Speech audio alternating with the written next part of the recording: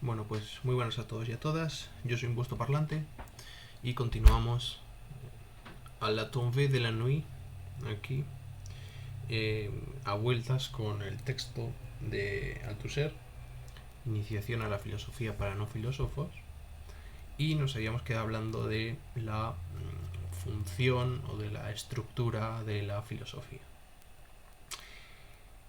Entonces, en el fondo, no sabemos de dónde procede necesariamente el origen de la filosofía, o mejor dicho, el origen del filosofar. No sabemos quién invitó al filosofar al mundo de la vida, si fue la famosa interioridad, el espíritu, la mente, el alma humana, o si fue algo que apareció en el mundo real, corpóreo, que nos rodea, utilizando la metáfora dualista, o si bien, cosa que es lo más probable, el filosofar es fruto de esa simultánea mezcolanza del entreveramiento entre nosotros y el mundo a través de nuestras propias acciones y sobre todo de la reflexión a través de los juicios o proposiciones acerca de lo que llevamos a cabo, ¿no? De las realizaciones de nuestros actos en el mundo y de las plasmaciones de nuestro propio ser dentro de el mundo en el que nos movemos. La filosofía cumple, por tanto, una función extremadamente compleja. Bueno, no por tanto, porque esta proposición no se deduce de la anterior, así que el por tanto habría que eliminarlo.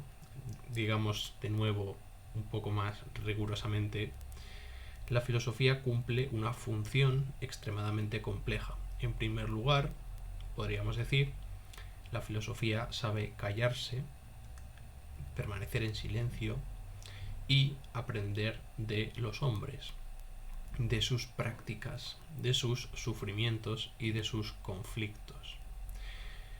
La filosofía sabe permanecer al margen de la vida cotidiana y dedicarse a contemplar el funcionamiento de una comunidad o de una sociedad, ¿no? Y además sabe callarse, sabe no precipitarse a la hora de emitir juicios valorativos acerca de lo que se está observando, tratando de comprender de una manera holística, de una manera total, de una manera más amplia, desde unos horizontes más abiertos, lo que se está percibiendo. Pero esto en realidad lo sabemos hacer todos. Todo el mundo sabe quedarse al margen y observar cuáles son las costumbres, cuáles son los hábitos, tanto relacionados con la acción como relacionados con el juicio. Es decir, todos podemos ver cómo se comportan las personas con respecto a su hacer y a su decir, y por lo tanto todos de alguna manera somos filósofos. Y lo demás, todo aquello que dijimos que era filosofía relativo al canon, todo aquello que se aleja de esta concepción de andar por casa de la filosofía, diríamos que son prejuicios o maneras elitistas o eclécticas de comprender la filosofía, ¿no? Son maneras no contemplativas del filosofar. Por otro lado, la ignorancia es consustancial, constitutiva, estructural a todo ser humano, porque todo lo que puede llegar a saber cada cual viene dado desde fuera. Asumo, por lo tanto, que no existen las ideas innatas, que no nos guiamos por las intuiciones, sino que todo lo que un ser humano hace y dice surge como resultado de su aprendizaje del mundo. Y por lo tanto, todo lo que pueden llegar a saber y a hacer viene dado desde fuera de él mismo. Por lo tanto, estamos constitutivamente moldeados y nuestro contenido es un contenido puramente externo. Todo lo que sabemos ya estaba antes en el mundo de que nosotros lo adquiriésemos. En todo caso, lo único que cambia es el modo de ese saber. No es lo mismo que yo lo sepa que ese saber esté dado ya en el mundo. Aquí lo que nos interesa, por lo tanto, es la manera que se tiene de apropiarse o de hacerse con esos conocimientos que ya estaban en el mundo. Bien. Es decir, lo que interesa no es si yo sé realizar una integral por partes, sino cómo es posible que, existiendo la definición de la integral por partes en los libros, yo llegue a adquirir ese conocimiento. ¿Cómo se da ese fenómeno? ¿Cómo se da el fenómeno del conocer? Porque para poder reflexionar acerca de algo, primero se ha de tener cierta mano con aquello que se pretende reflexionar. Hay que tener algo sobre lo cual reflexionar para poder reflexionar. No se puede reflexionar sobre la nada. La nada en sí ya es algo muy concreto, vamos a decirlo así, ¿no? No me quiero meter en estos jardines porque ahora mismo no tiene mayor importancia. Bien, entonces, la ignorancia constitutiva de todo ser humano no consiste en no saber, porque la ignorancia ya desde Sócrates tiene que ver con el hablar de lo que se cree que se sabe, ¿vale? El ignorante habla por los codos. Un ignorante nunca se calla.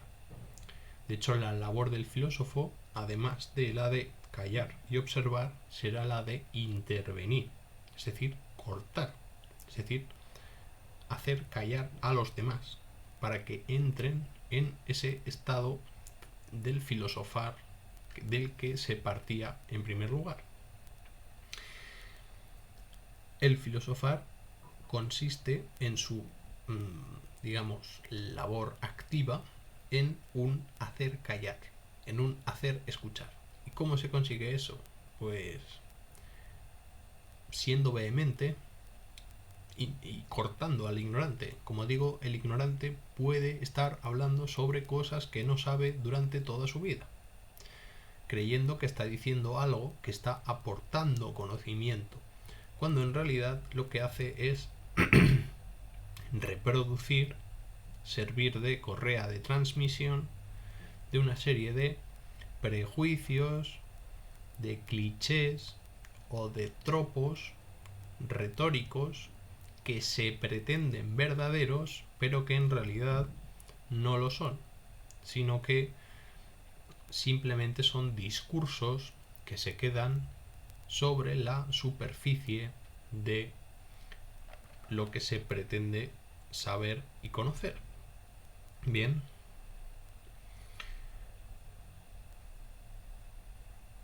Esa filosofía natural del ser humano, como decimos, se atribuye al modo de ver las cosas, a un modo de hacerse con las cosas, a las maneras que se tienen de comprender y de vivir la propia vida,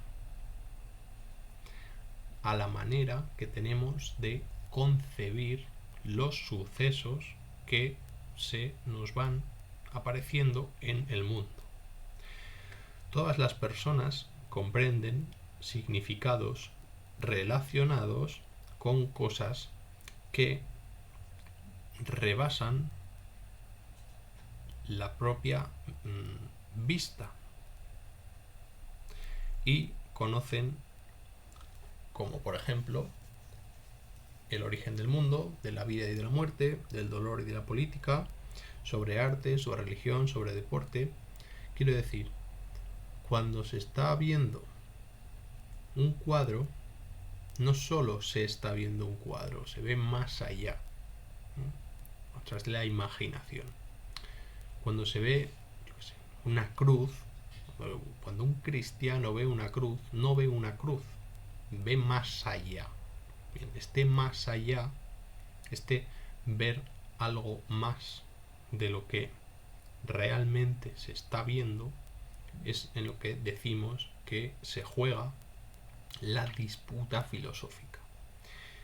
Cuando un aficionado, un hooligan, un hincha está viendo un partido de fútbol, no está solo viendo un partido de fútbol, está haciendo algo más, porque las implicaciones que tiene para él ver el partido de fútbol no son las mismas que puede tener con respecto a una persona que ni le va ni le viene ese partido o ni le va ni le viene el fútbol, porque no es hincha de ese equipo. Bien, de manera que pese a que las cosas se nos van apareciendo de una manera a priori desordenada, porque no somos nosotros los que ordenamos las cosas que se nos dan, sino que van apareciendo en función de por dónde me voy moviendo, las vamos unificando y las vamos coordinando a través de un sentido, de darle un sentido a las cosas. Bien, por lo tanto, en resumidas cuentas, mi filosofar o el filosofar de cada cual consistirá, por lo tanto, en mis conocimientos unificados bajo mis propias ideas. Es decir, es mi manera de orientarme en la vida y de orientar todo aquello que se me da en la vida, y que cada cual tiene en cada caso que hacer con la suya. Bien, en otras palabras, lo que yo sé consiste en la disponibilidad de lo que se me da para tener la capacidad de hacer esto o lo otro. Es decir, conocer consiste en dominar o establecer un cálculo de estrategias para hacer esto o lo otro con lo que se me da. Consiste en un saber con quién o con qué y de qué modo puedo contar con lo que se me da para llevar a cabo algo. Bien, una finalidad, un objetivo. Existe un fondo filosófico común que nos va diferenciando en función de la toma de posición que vamos teniendo a lo largo de la división o diversificación de las diversas cosas a través de nuestras propias ideas. Así pues, nos diferenciamos de los demás en política porque tenemos unas ideas asociadas a unos fenómenos y otros tienen otras ideas asociadas a esos mismos fenómenos, ¿no? Y hay una disputa por la concepción de las cosas. ¿Bien? También en la comida, por un ejemplo más cotidiano, ¿no? A mí me gusta más la ensalada con más vinagre y a otra persona le gustará con menos vinagre, y estas concepciones no encajan del todo bien y cada uno tendrá sus razones para llevar a cabo eso que se le da, que es la ensalada, ¿no? Bien, Según Gramsci, ser filósofo es saber la necesidad de las cosas que consideramos que debemos soportar en nuestra vida. De la misma manera que un filósofo sabe callarse, como decimos, también sabe quejarse con fundamento cuando es oportuno. Habría que decir que más de lo habitual. Lo que pasa que es difícil hacerlo por las consecuencias que tiene el quejarse en según qué momentos y en según qué situaciones. Seguramente cuando más valor tenga quejarse es cuando menos interesa para la vida del propio filósofo, ¿no? Cuando más se ha de cuidar en prudencia. Pero bueno, esto son cuestiones que tampoco... Cuestiones de si... ¿Cómo decía este? Una idea valiosa es aquella por la cual merece la pena morir. No matar, porque matar por una idea, pues bueno, tiene que ser mucho más importante o valiosa, pero al menos la apuesta por una idea, el límite de la defensa de una idea frente a otra posición, sería aquella en la cual se estaría dispuesto a dar la vida, ¿no? De una manera virtuosa, obviamente. Quiero decir, no basta con dar la vida de una manera capciosa o engañosa o no del todo virtuosa. En fin, no me quiero meter en más jardines. Tomarse la vida con filosofía es saber soportar el sufrimiento, ¿vale? De una manera estoica, y las pruebas que nos pone la vida en los reveses que nos da la existencia.